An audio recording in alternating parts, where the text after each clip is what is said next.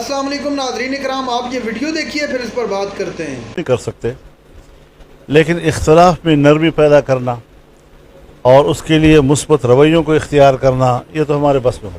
اس وقت مسئلہ امن کا یہ شیعہ سنی ہے فرقہ واریت کے حوالے سے نہیں ہے جی۔ اس وقت اگر مسئلہ ہے تو یہ جو دوسرا ایک طالبان کا معاملہ یا جو بھی ان کا عنوان ہے، اب اس کے خلاف سوچنا یہ ہے جی کہ یہ تو کوئی لوکل ایشو بھی نہیں ہے، یہ ہے انٹرنیشنل ایشو۔ انٹرنیشنل ایشو پر کوئی مذہبی آدمی اگر اٹھتا ہے، بندوق اٹھاتا ہے، تو پھر تو یہ دہشت گرد ہوا، اس کے خلاف تو اسٹیٹ کو اٹھنا چاہیے۔ لیکن مجھے کہنی نہیں چاہیے، ہمیں تو اس ملک کے امن سے سروکار ہے۔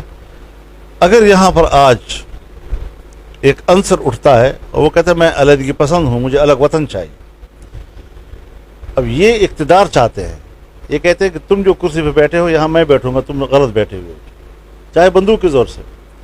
لیکن وہ اگر کوئی بندوق کے زور سے اٹھے گا اور کہے گا کہ میں تو علیحدگی ملک سے نکلنا چاہتا ہوں، توڑنا چاہتا ہوں ملک کو، وہ بہت خطرناک جنگ ہے، لیکن وہ ہمارا انٹرنل مسئلہ ہے۔ اس کے لیے اسٹیٹ حرکت میں نہیں آئے گی، اس کی پرووینشل گورنمنٹ حرکت میں آئے گی، اور یہاں پر پورا اسٹیٹ حرکت میں آئے گا۔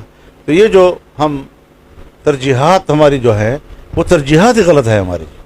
ہم نے آج تک یہ تعین نہیں کیا کہ اقتدار کی جنگ کون لڑ رہا ہے، نظریے کی جنگ کون لڑ رہا ہے، علیحدگی کی جنگ کون لڑ رہا ہے، اور اس میں ہم نے پرائرٹی طے کرنی ہے۔ تو یقیناً جہاں تک ہمارا تعلق ہے، اگر میری پارٹی پارلیمان میں ہے، ہم الیکشن لڑتے ہیں، تو ایک جمہوری رویہ ہے، ہمارے پاس ادارے ہیں، ہمیں جدوجہد کرنی چاہیے، محنت کرنی چاہیے، اور سیاسی طور پر ہمیں اوپر کی طرف جانا چاہیے، سفر کرنا چاہیے۔ تو ہم تو اسی راستے کے لوگ ہیں، اور اسی وجہ سے ہم زیر عتاب بھی ہیں کہ جی یہ جو صورتحال بن رہی ہے یہ ٹھیک نہیں بن رہی، اور اس پر ہم اپنے اسٹیٹ کے ساتھ کمیٹڈ ہیں۔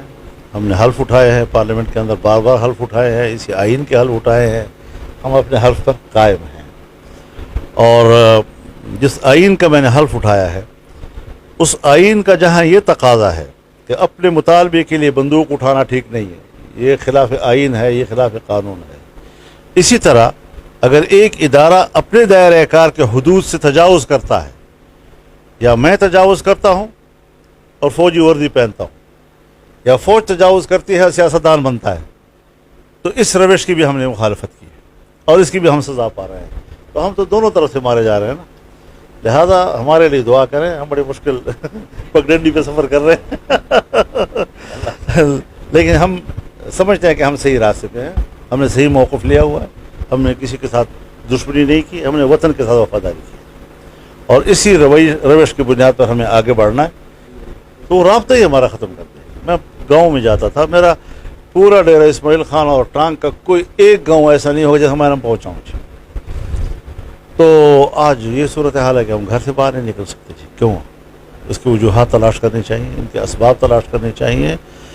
ہم اس کے گناہ گار ہیں یا اسٹیٹ اس کا گناہ گار ہے،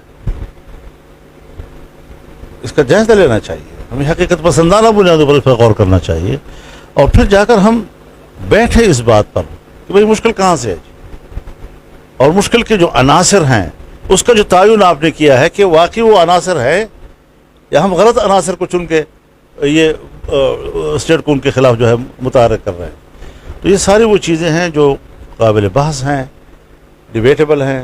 اور ناظرین کرام، آپ نے مولانا فضل الرحمان کی انتہائی اہم گفتگو سنی۔ تحریک انصاف کے رہنماؤں سے ملاقات کے دوران مولانا صاحب کی ایک بہت بڑی تجویز سامنے آئی ہے کہ اسمبلیوں سے استعفے دے دیں۔ ناظرین کرام، مولانا فضل الرحمان نے جب یہ تجویز تحریک انصاف کے رہنماؤں کے سامنے رکھی تو تحریک انصاف کے رہنماؤں کی جانب سے کہا گیا کہ ابھی یہ نہیں ہو سکتا، چونکہ ماضی کے اندر بھی جب ہم لوگوں نے اس طرح کا قدم اٹھایا تو ہمیں اس کی بھاری قیمت اٹھانی پڑی۔ آج ہم اسمبلیوں کے اندر ہیں تو اسمبلیوں میں جا کر بات کر سکتے ہیں، کچھ تقریر کر سکتے ہیں، کچھ اس حوالے سے بتا سکتے ہیں کہ کتنے مظالم ہو رہے ہیں۔ اگر یہ قدم اٹھا لیا تو واپسی کے راستے بند ہو جائیں گے۔ ناظرین اکرام، یہ تھی آج کی ہماری ویڈیو۔ چینل پر جو نئے چینل کو سبسکرائب کر لیں۔ اگلی ویڈیو تک اللہ حافظ۔